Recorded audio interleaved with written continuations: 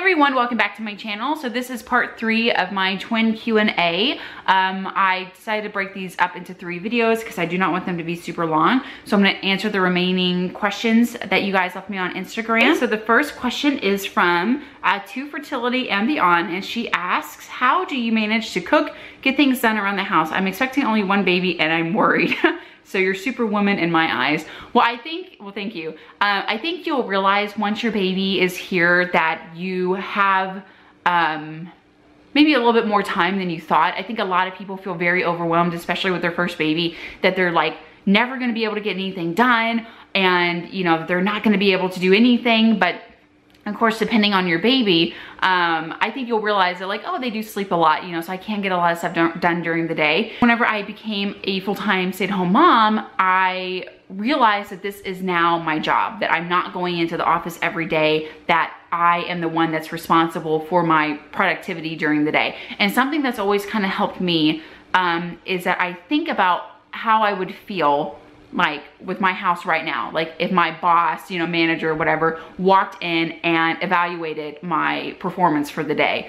And if I would not be satisfied with the condition of my home or dinner or kind of everything that I'm doing during the day, then I need to step it up. And that's kind of something that's always helped me, is that realizing that this is now my job. So, I want to do the best that I can at my job. Now, of course, there are days where, you know, I don't get anything done and I'm just team twin for the day and I'm taking care of them and I kind of have like an off day. But for the most part, I realize that, again, it's my responsibility to do the laundry, to, you know, kind of keep the house flowing, to have something prepared for dinner, or at least an idea of what the dinner plans are. And so I just try to have that work ethic when it comes to life and our home. It's all about just staying organized and staying ahead of things, and just realizing that it is important to keep a clean home and have dinner ready, and that's my job and I have to manage that to the best of my ability. So I think you'll realize, again, with 1 baby, you might feel a little overwhelmed at first, but you'll get a routine and you'll get things going, and then you'll realize that you can totally handle everything. Okay, so the next question comes from J.E. Let the Journey Begin. She says, I'm 33 weeks pregnant with twin boys and will be having a C-section in 4 weeks. Of course, I am super nervous as this is our first time having children after years of infertility. Oh my God, that's so amazing. Congratulations. My question is, what were the top items after having surgery that helped with recovery? For example, a belly band, etc. Also, do you have any pain where the incision is? I've heard that women having sharp pains every once in a while, even years after. The recovery after the C-section, the hospital gave me a belly band, so I didn't have to provide that myself.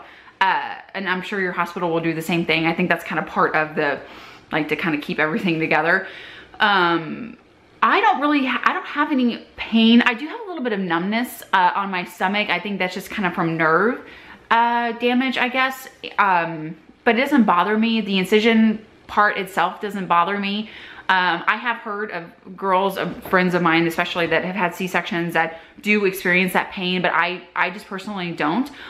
It might be a little tender sometimes, but it's not, I don't know, like I just haven't noticed like any major pain from that. One thing I mentioned in my twin update video about kind of like my recovery from the C-section is having issues with my nurses bringing me my medicine on time. So they were always late whenever I was in the hospital. So my pain meds would wear off, and then, you know, they would be anywhere from half an hour late to an hour late sometimes. So my pain levels constantly were spiking and dipping, and you know, so it was, my recovery from that wasn't very easy. So just, if your nurses are not being on top of, you know, getting there on time, which I'm sure they will be, but just, this was my experience, just make sure that you're buzzing them, you know, as often as you can, because it's super important that you stay ahead of the pain. Something else I noticed with my recovery with my C-section is that whenever we got home, I just assumed that I would be able to lay down in bed and sleep just fine. But our bed, I guess, might just be super soft and maybe it's not firm enough, but I was not able to sleep on my back in our bed. It was just way too soft. And I just wasn't expecting that. And you also can't sleep on your side. I'm a side sleeper, so I just wasn't expecting that either. So I had to sleep on the couch, like directly on my back, and Matt had to help me like sit up and all that stuff, because when you're in the hospital, you have your hospital bed that helps you to, you know, recline and, you know, go up and down to help you get in and out of bed. But when you're at home, you know, you don't have that unless you have like a recliner. So that's just another thing that I noticed, that I had to sleep on the couch. It was firmer, and so I was able to just have that firmness. And then Matt had to help me in and out of bed. So it took me, I probably slept on the couch for like a week after we got home, and then I continued to heal, and I was able to then transition to our bed, and then eventually I was able to sleep on my side. So if you're a side sleeper, that just might be some helpful information, just to realize that you may not be able to come straight home and, you know, sleep in bed. But again, maybe you have a firmer mattress, I don't know. But for me, I like sat down on our bed and I was like, I can't sleep in our bed. Like, I didn't even think about that. Like, it's way too soft. So I had to set up in the living room. Okay, so the next question comes from Det Kickin' Mom, which I love your Instagram, by the way. I follow you obsessively. She asks, since I had a dream just last night about having twins, oh no, and trying to fit my 4 kids and 2 car seats into an Aldi grocery cart. Oh my gosh, that's so funny. My question is, what is your biggest challenge considering that you only have 2 hands and 2 babies? I definitely notice sometimes during the day that I'll have these moments where I feel like a little overwhelmed, where I'm like holding them both at the same time, and I'm just kind of sitting on the couch like hanging out with them, and one of them starts crying because they obviously are hungry, and it's kind of that moment of like, oh, like, how do I do this? Like, do I set them both down? Do I pick up one at a time? Do I like kind of like, how do I do this?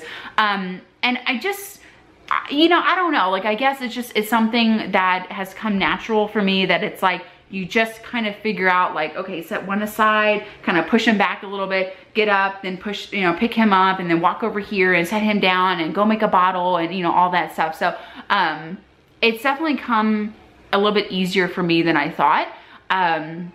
I can even go grocery shopping with them. Like, it's not a problem. I just put them in their car seats. We go to the grocery store, put them in the stroller. I walk in, I have a huge stroller, so I'm able to like cram a bunch of stuff like underneath them in like the big storage space. I check out, I come home. Like, I don't know. It's just, it's definitely been easier than I thought, having the twins. I really thought that I would never be able to leave the house and life would be so chaotic and this and that and everything. But I guess just like anything, you become used to it and you adjust and you figure out what works for you. And, you know, just like any mom that has, you know, like sometimes I hear about moms that have like 7 kids and I'm like, how do you do it? But it's, you know, the reality is that if that were me, I would figure out a way that works best for us, and, you know, we would adjust. So, but definitely having 2 at the same age, at the same time, right now is not a problem, but I do worry about when they're mobile. That is definitely a fear of mine. That is it for this Q&A. Again, this is part 3, so I hope you guys enjoyed. Thanks so much for watching, and I'll see you in the next video.